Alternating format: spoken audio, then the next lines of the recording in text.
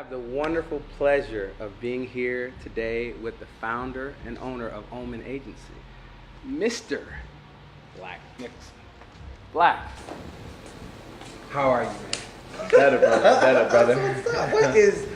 What you got going on there, man? Well, this is not a bulletproof vest. I wish it was as cool as a bulletproof vest, but this high neck piece right here prevents it from being a bulletproof vest. But This is my what I call my Teenage Mutant Negro Ninja Turtle protector right here. Oh yeah? Nah, but it's actually something that I was forced to wear. It was like a present at first, and it's kind of like a gift that I had to wear to recover from my cancer.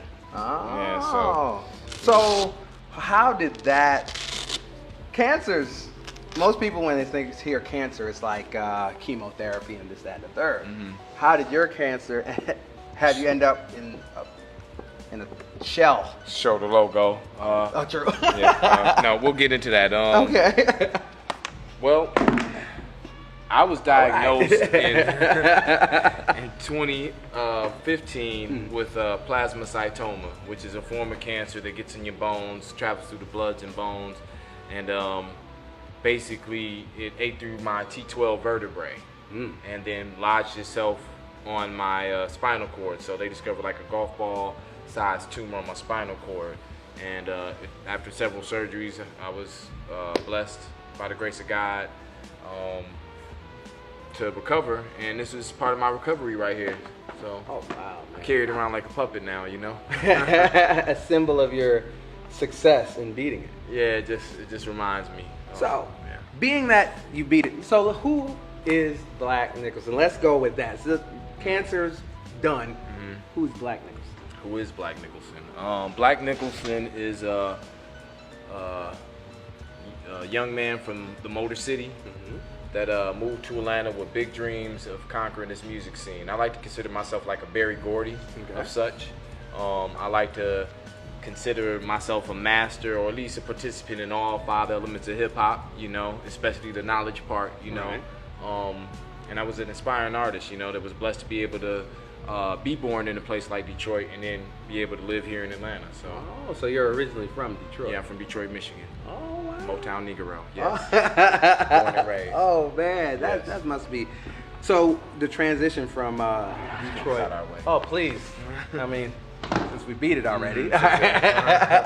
So the transition from Detroit hip hop to Atlanta hip hop. I know that's people have asked you this before, right?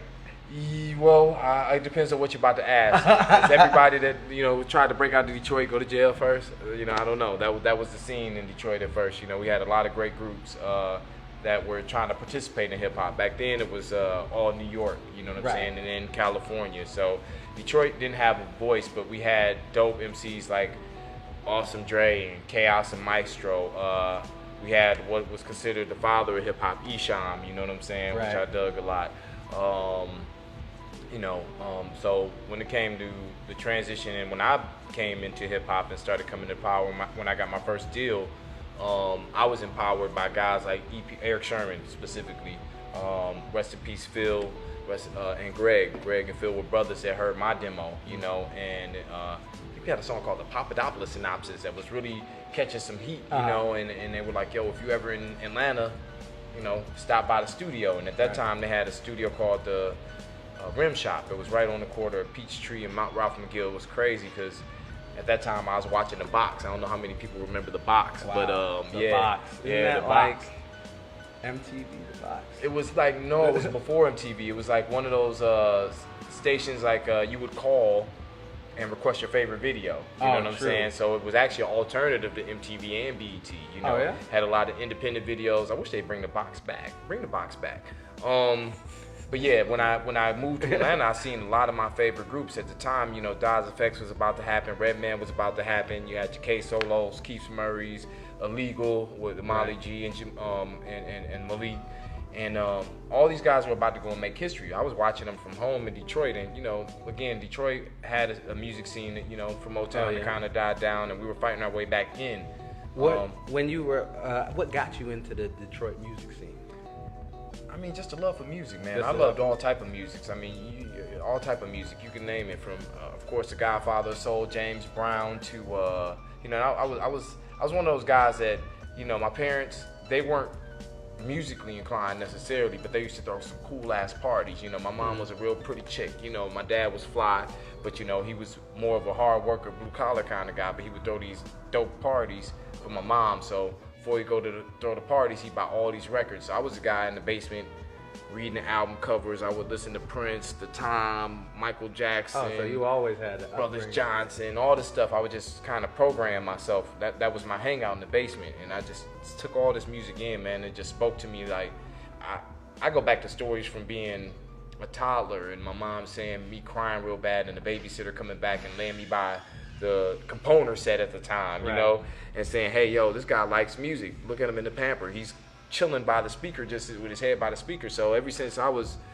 born, I had this love for music. So with that, did you start off as in hip hop, or you start singing, or like how did? Because you're telling me about James Brown, I'm like, dancing out there. What was you doing? I mean, James Brown was way before my time. Okay. You know, it was just such a powerful music, and then, you know, it was oddly enough, you know, so many people sample him when hip hop came along, but my first encounters with hip hop was just, I don't know, it's just something that I fell in love with as soon as I heard. I think, again, my father bought my mom this Park Avenue, and I remember the Electrifying Mojo, who was a premier DJ in Detroit.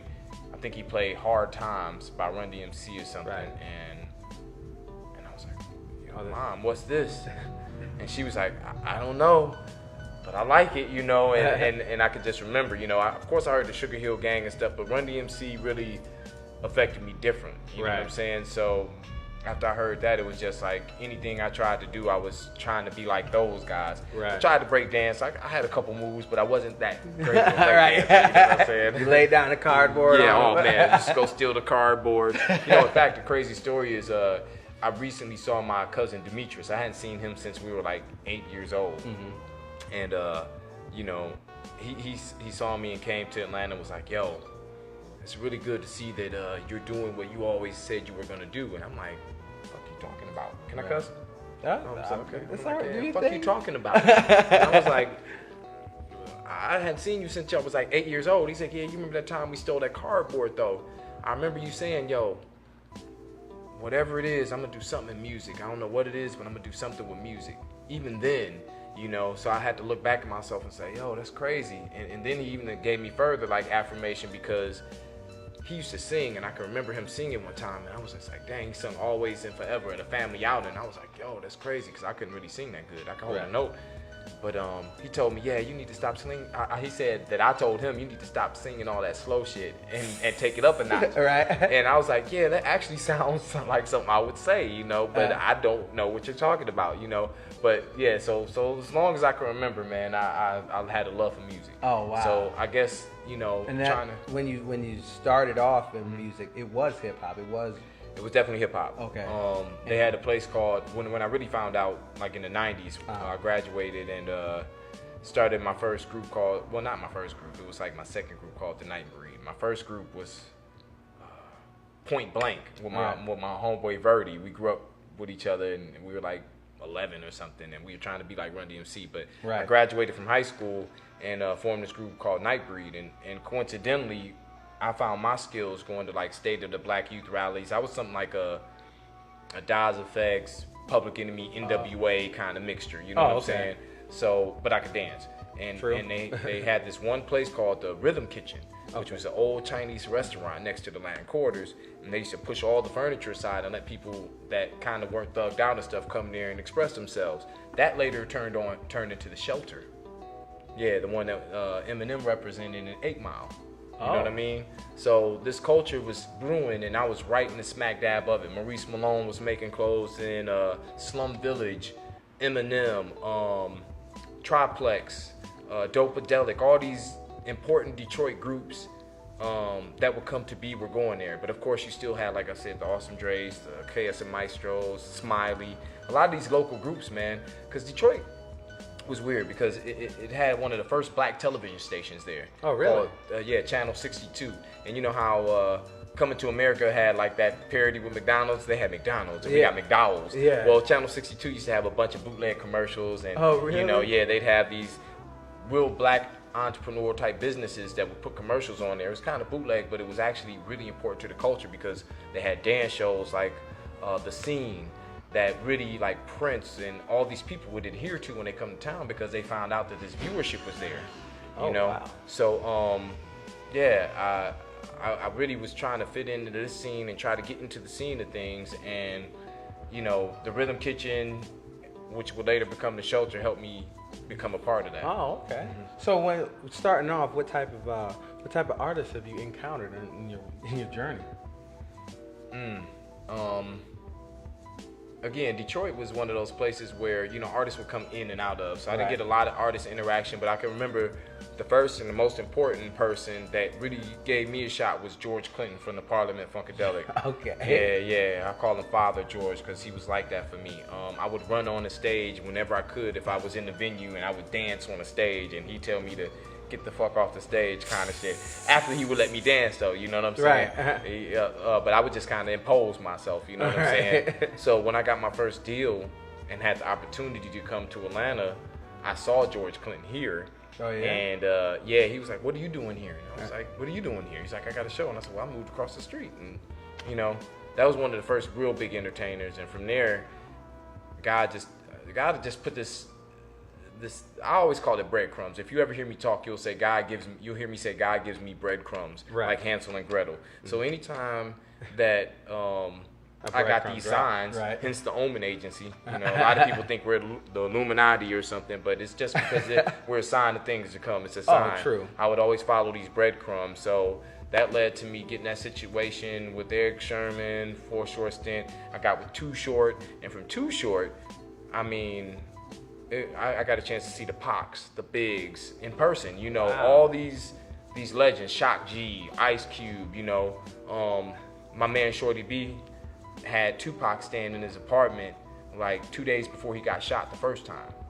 So I got a chance to interact with Pac. So when he left and went to New York, 2 days later he was shot up. It was crazy. So, I mean, the question probably would be like, who hadn't I met? You know? Yeah? Yeah. That's crazy. Yeah. Oh, man. Yeah, it was one of those journeys, man. What was the most, I'd say, impactful person that you met out of all thus far in your life? Which one did you ever like, man, I'm glad I met this person because they really... It's hard to say, man, because since I've been blessed to operate the Omen Agency with my partners, I've been able to meet the most recent to the oldest. You know, Right. you know, Young Thug has been here, K Camp, 21 Savages. A lot of these people have been here, and but if I had to go back and say as far as knowledge and helping the growth, I would say it was more like George Clinton, because again, George Clinton was just like he was like an elder or an alien. You know what I'm saying? He was so wise and is so wise. You would be talking about higher life spiritual matters and walk in the room, and this guy would be talking about the same thing. It was uncanny. Oh, wow. And with him, I got a chance to meet again the Dallas Austins, the Lisa Left Eye Lopez's, and the TLCs, and all these indelible people to the game. You know what I'm saying? So it's kind of hard to say. I can't say that it was just one person. Oh, that there's a plethora of people. Yeah, because I take something from everybody. You know, again, I am music. You know, True. So I kind of absorb a little bit of everybody's energy. You know. So you're on this ride, right? So everything is going, sounds like everything's going awesome, and you know, the music career, and all of a sudden your health just all of a sudden like puts that left turn in it. Like, how was that? What was your mindset when the word came down? When I actually got the word that I was hit with a cancer sentence, I was on my so-called deathbed. I really didn't know what was happening. I had gotten through like 14 hours worth of surgery. Yeah, I actually had about 4 surgeries. So it was about 14 hours with the first one. And they had to bring me out of the anesthesia before they put me back under for the second surgery. And the doctor it wasn't even a doctor, it was assistant or nurse or something that told me that I had cancer. So I wasn't in the mind state to really hear it. You know what I mean? So I don't know. It's kind of hard for me to put together. All I can do is say, like, my lady was there and my brother was there, and they were really upset with the nurse when they told me that news because they knew I had to go under.